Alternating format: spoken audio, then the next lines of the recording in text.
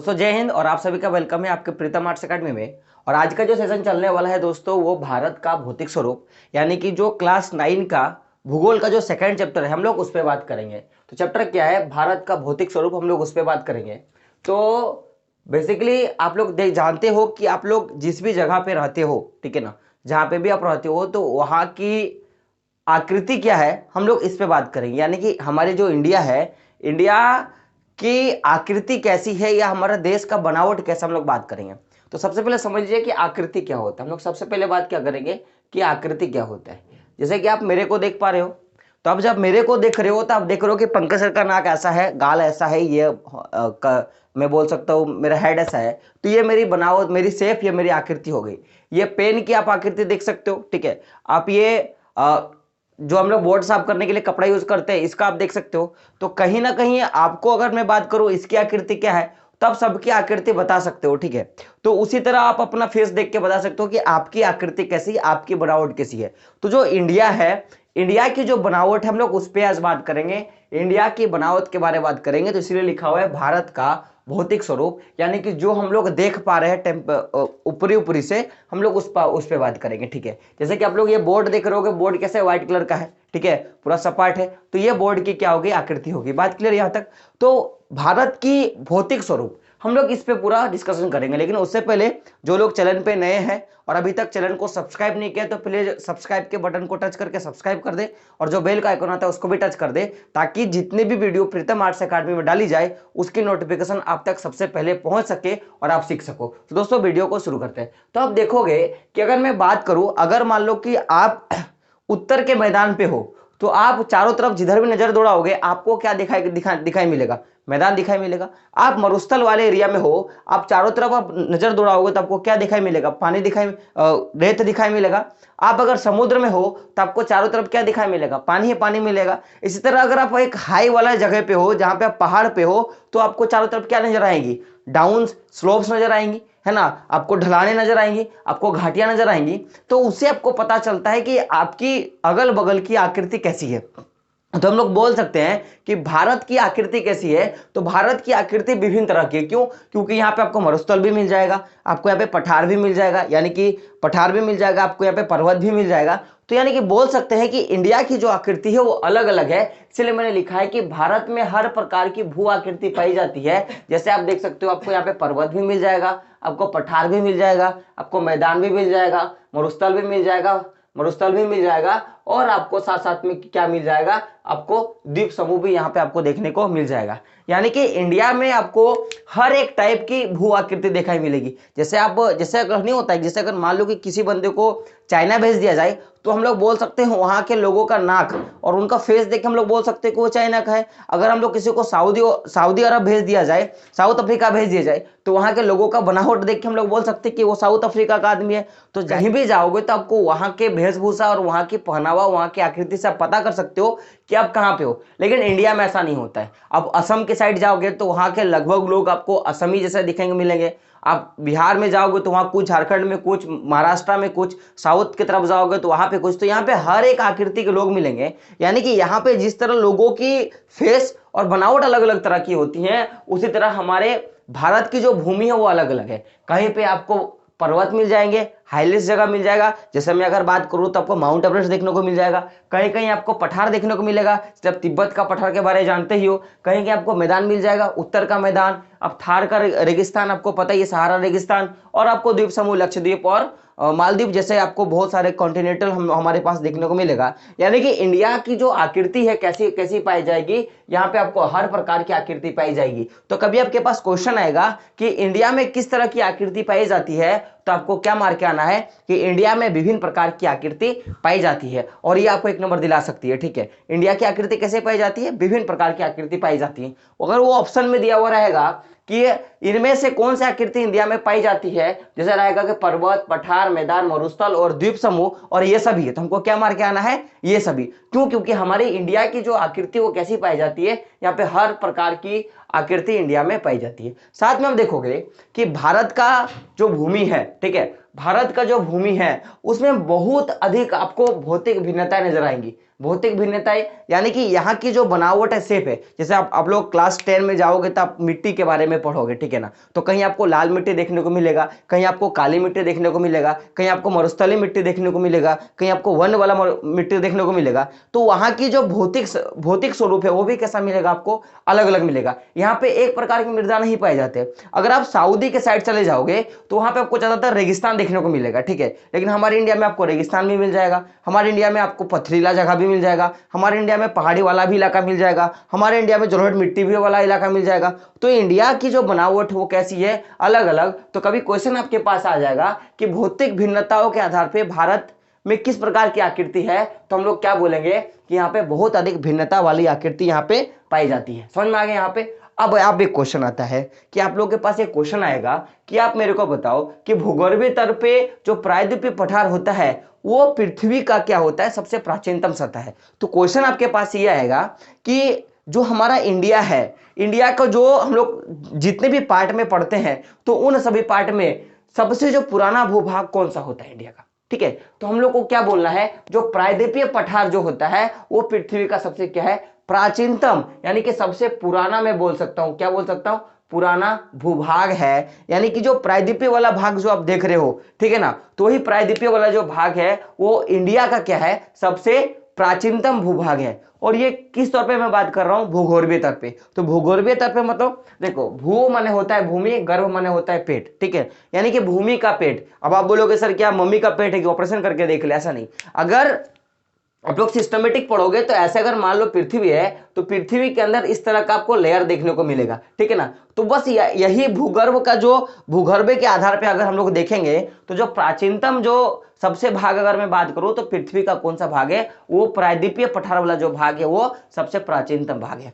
बहुत से लोगों के मन में डाउट होगा कि सर हिमालय हो सकता है, बहुत से लोगों का डाउट होगा कि नहीं सर उत्तर का मैदान हो सकता है। नहीं, उत्तर का मैदान का बात करो या हिमालय का बात करो तो ये लोग नया पीढ़ी का है। नया पीढ़ी का मतलब जैसे कि आपके दादाजी वो पुरानी पीढ़ी के लोग हो गए, आपको स्मार्टफोन यूज करना आता है, आपको यूट्यूब यूज करना आता है, तो आप कैसे हो गए, नई पीढ़ी के लोग हो गए। तो जो हमारा उत्तर का मैदान है और जो हमारा हिमालय वाला जो भाग है वो कैसा है, नवीन वाला, या फिर मैं बोल सकता हूँ कि युवा आकृति है। और ये किसने बोला है सर, तो ये जो हमारे भूगर्भ शास्त्री होते हैं जिनको भूवैज्ञानिक बोला जाता है, जैसे होता है ना, जैसे हम लोग बोल सकते हैं कि जो लोग बायोलॉजी पढ़ते हैं उसको बायो वाला वैज्ञानिक बोलते हैं। उसी तरह भूगर्भ से कुछ चीज को निकालना होता है, क्या होता है, तो उसके जो वैज्ञानिक होता है उनका मानना है कि जो हमारे इंडिया में जो हिमालय वाला रीजन है और उत्तर का जो मैदान है वो कैसा है, वो नया वाला है। और साथ में बहुत से लोगों को लगता होगा कि जो हिमालय वाला रीजन है वो स्थिर है।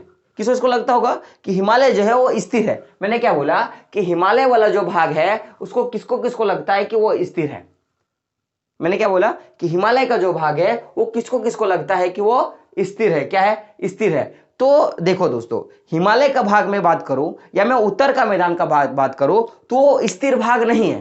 क्यों स्थिर भाग नहीं है, क्योंकि देखो हिमालय में आप देखोगे कि पहले जब हिमालय को नापा गया था तो 8,848 किलोमीटर आपको ये नापा गया, कितना, 8,848। लेकिन अभी आप वर्तमान में देखोगे तो ये 8,850 हो चुका है। तो 48 से 50 यानी कि जब 2 मीटर का जो डिस्टेंस बढ़ा है तो कहीं ना कहीं अगर वो स्थिर होता, मैं बोलने का मतलब कि वो स्थिर होता तो उसकी डिस्टेंस तो सेम होती, लेकिन आज डिस्टेंस उसका बढ़ा है यानी कि जाहिर सी बात है कि वो क्या है, अस्थिर है। क्या है, अस्थिर है।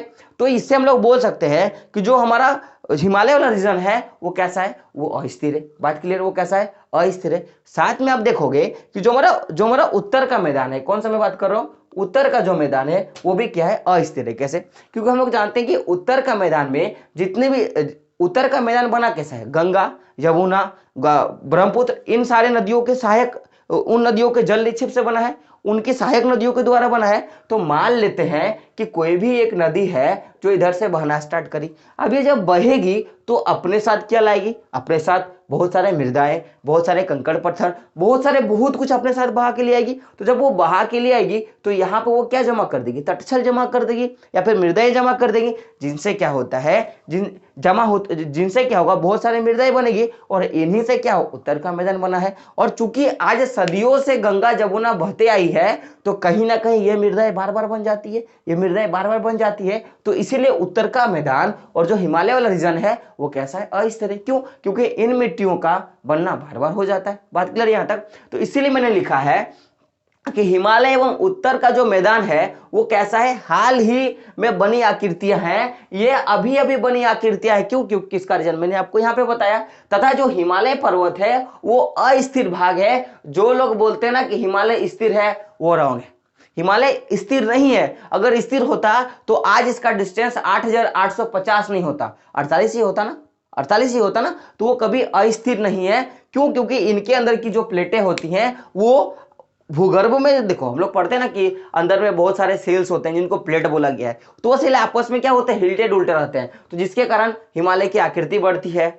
बहुत साइंटिफिक और भी रीजन है, लेकिन भूगोल के हिसाब से जो मैंने बताया वो है, ठीक है। लेकिन आप देखोगे जो हिमालय पर्वत श्रृंखला है, मैंने भी बताया कि ये एक युवा पर्वत श्रृंखला असल आकृति। क्यों? क्योंकि ये बार बार मेंशन होते रहता है, बनता रहता है। जैसे बोलने का मतलब है कि पहले जब बर्फ गिरा तो पहले अगर बर्फ गिरा तो मान लेते हैं कि हिमालय में इतना इतना मोटा सा एक चादर बना, ठीक है, इतना मोटा सा चादर बना। अब आप लोगों को पता होगा कि जब भी हिमालय, अभी हम लोग को पता है कि हिमालय से गंगा निकलती है, हिमालय से यमुना निकलती है, तो क्या ये ऊपर से निकलती है?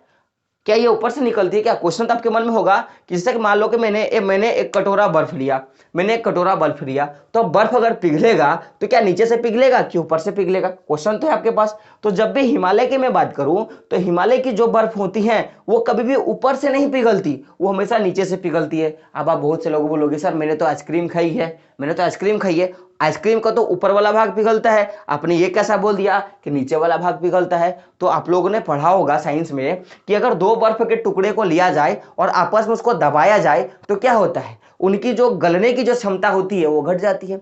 तो अगर मान लो कि यहाँ पे ये बर्फ जमा हो रही है और इसके ऊपर से बर्फ आता जा रहा है, इसके ऊपर से बर्फ आता जा रहा है, तो इसकी गलने की क्षमता क्या हो जाएगी, कम हो जाएगी। और तो इसीलिए जो नीचे वाला जो भूभाग है, नीचे वाली जो भूमि है, वो तो तब इसमें तो आपको वायुदाब कम मिलेगा, ऊपर में तो वायुदाब कम मिलेगा, तो ये पिघलेगा कम, बचा क्या नीचे वाला पोर्शन ना, तो कहाँ पे बहेगा, ये नीचे से पिघलना स्टार्ट होता है। तो इसलिए जब ये नीचे से पिघलता जा रहा है लेकिन ऊपर से बर्फ आता ही जा रहा है, तो फिर से क्या होता है, हिमालय का निर्माण हो जाता है। तो इसलिए जी हिमालय जो है वो क्या है, एक युवा पर्वत श्रृंखला, एक युवा पर्वत आकृति है। बात क्लियर है? और साथ में आप देखोगे कि हिमालय में आपको क्या क्या देखने को मिलेगा। यहाँ पे आपको ऊंचे शिखर मिलेंगे। ऊंचे शिखर में जैसे आप जानते ही हो, माउंट एवरेस्ट का मैं नाम बोलूंगा, बहुत लोग परिचित होंगे, है ना, सब दुनिया का सबसे बड़ा पर्वत श्रृंखला है हम लोग का।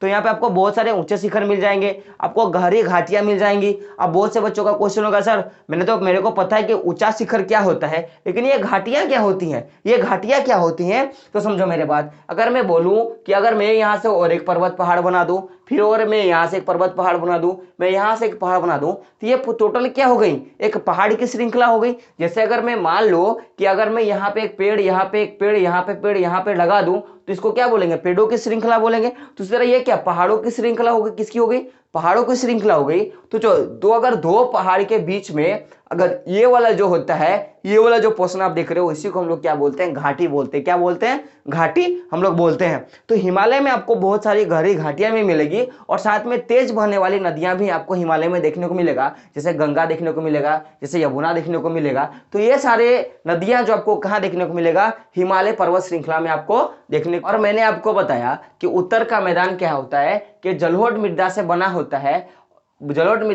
होता है, तो इसीलिए ये जो होता है एक नया, और ये भी क्या होता है, युवा असल आकृति होता है। साथ में जितने भी प्रायद्वीपीय पठार जो होते हैं, अब बताओ ये जो प्रायद्वीपीय पठार जितने भी आप देखने को मिल रहा है, ये किन से बने, कभी कभी क्वेश्चन आता है कि प्रायद्वीपीय पठार किन से बने होते हैं, तो हमको क्या बताना है, ये अग्नीय तथा रूपांतर शैलों से मिलकर बने होते हैं। रूपांतर और अग्नीय चट्टानों से मिलकर बने होते हैं। क्वेश्चन आता है कि हम लोग पठार किसको बोल सकते हैं और पहाड़ किसको बोल सकते हैं। तो पठार जो होता है वो थोड़ा कम ऊंचा वाला होता है, लेकिन जो पहाड़ होता है वो ज्यादा ऊंचा वाला होता है। हिमालय क्या है, एक पर्वत श्रृंखला है, और बाकी हम लोग पठार के लोग जैसे बोलते हैं ना, झारखंड में जो रांची है वो पठारी हिस्सा है, तो वो थोड़ा कम ऊंचा होता है, यानी कि कम ऊंचा वाला भाग को क्या बोलते हैं हम लोग, पठार बोलते हैं, और ज्यादा वाला ऊंचा भाग को क्या बोलते हैं हम लोग, पर्वत बोलते हैं। बात क्लियर है? प्रायद्वीप के बारे में तो आप लोग को पता है कि ऐसा कोई भू आकृति जो तीन साइड से किससे घिरी हो, पानी से, और एक साइड से स्थल से घिरी हो, तो उसी को क्या बोलते हैं, प्रायद्वीप बोलते हैं। जैसे भारत एक प्रायद्वीप है, तो उसी तरह जो प्रायद्वीपीय जितने भी पठार जो होते हैं, प्रायद्वीप के जितने भी पठार होते हैं, यानी कि भारत के जितने भी पठार हैं वो किससे बना है? अग्नि तथा रूपांतर सेलों से बना है, ठीक है। और इनकी जो ऊंचाई होती है क्या होती है? ये इनकी जो ऊंचाई होती है वो क्या होती है? कम होती है। लेकिन ये कैसे होते हैं? ये बहुत चौड़े होते हैं। जैसे आप देखोगे रांची जो रांची वाला जो रीजन है पूरा पठार पे बसा हुआ है, तो कितना बड़ा भूखंड है जो पहाड़ पे बसा हुआ है। बात समझ में आ रहा है ना? पठार पे बैठा हुआ है, तो पठार जो होते हैं वो कैसे होते हैं? चौड़े होते हैं। बात क्लियर है? यहाँ तक देखा उसमें एक चीज पता चला कि भारत की जो आकृति है वो भिन्न भिन्न है। तो जब आकृति भिन्न भिन्न है तो भौगोलिक आकृति को हम लोग कितने भाग में बांट सकते हैं? अब ये क्वेश्चन आपके मन में आया होगा कि जो भी आकृति आपको भिन्नता दिखने को मिला, तो आखिर वो आकृति को कितने भाग में बांट सकते हैं, पढ़ने के तौर पे या समझने के तौर पे? तो आप देखोगे कि मुख्य भौगोलिक वितरण का अगर मैं बात करूं कि भारत की जो भौगोलिक वितरण है, भारत की जो भौगोलिक वितरण है वो आपको टोटली 6 तरह का आपको यहाँ पे भौगोलिक वितरण देखने को मिलेगा। क्वेश्चन आएगा कि बताइए कि भारत की भौगोलिक वितरण कितनी तरह की है, तो हमको कितना बोलना है? 6 तरह की भारत की भौगोलिक वितरण आपको देखने को मिलेगा। तो वो 6 तरह की भौगोलिक वितरण क्या है आप देख सकते हो बोर्ड में लिखा हुआ। जैसे आपको पढ़ना क्या है? आपको हिमालय पर्वत श्रृंखला का एक भाग पढ़ना है, दूसरा आपको उत्तर का मैदान का एक भाग दिख रहा होगा, तीसरा प्रायद्वीपीय पठार का एक भाग दिख रहा होगा, चौथा भारतीय मरुस्थल आपको का भाग देखने को मिल रहा है, और पांचवा तटीय मैदान, और छठा क्या होगा? द्वीप समूह। यानी कि टोटल जो हमारी इंडिया है वो इंडिया को हम लोग 6 पार्ट में बांट के हम लोग को स्टडी करना है। किसके रूप में? मुख्य भौतिक स्वरूप के रूप में, भौतिक आकृति के रूप से हम लोग 5 भाग बांटते हैं। हिमालय पर्वत श्रृंखला, जो हमारे हिमालय की पर्वत श्रृंखला है उसके बारे में पढ़ना है। उत्तर का मैदान किससे बना है, किसके थ्रू से बना है, कौन सी नदियां सहायक, उसका पढ़ना है। प्रायद्वीपीय पठार में कौन सी नदियां बही हैं उनके आसपास का क्षेत्र पढ़ना है। और मरुस्थल के आसपास का जो जितने भी पहाड़ होंगे या वह कौन सा नदी बही है। तटीय मैदान यानी कि समुद्र से लगा हुआ मैदान जो भी उसके बारे में हमको पढ़ना है। द्वीप समूह के बारे में पता है, लक्षद्वीप, उसके बारे में पढ़ना है, वहां पे कौन सी नदी है, क्या है, तो ये सब के बारे में हम लोग को टोटल पढ़ना है। तो अगर क्वेश्चन आपके पास आएगा कि मुख्य भौगोलिक वितरण के आधार पर भारत को कितने भाग में बांटा गया है, तो आपको कितना बताना है? 1 2 3 4 5 और ये 6, तो आपको 6 भाग में उसको बांटा गया है। तो ये जो सारी चीजें हम लोग नेक्स्ट क्लास में पढ़ेंगे, ठीक है। लेकिन उससे पहले मैं बता दूं कि जो लोग चैनल पे नए हैं, अगर आपने अभी तक चैनल को सब्सक्राइब नहीं किया तो सब्सक्राइब कर दे, और जो बेल का आइकन होता है उसको भी टच कर दे, ताकि जितने भी वीडियो प्रीतम आर्ट्स अकेडमी में डाली जाए उसका नोटिफिकेशन आप तक को सबसे पहले मिल सके और आप सीख सको। तो दोस्तों मिलते हैं अगले वीडियो में, तब तक के लिए जय हिंद, जय भारत।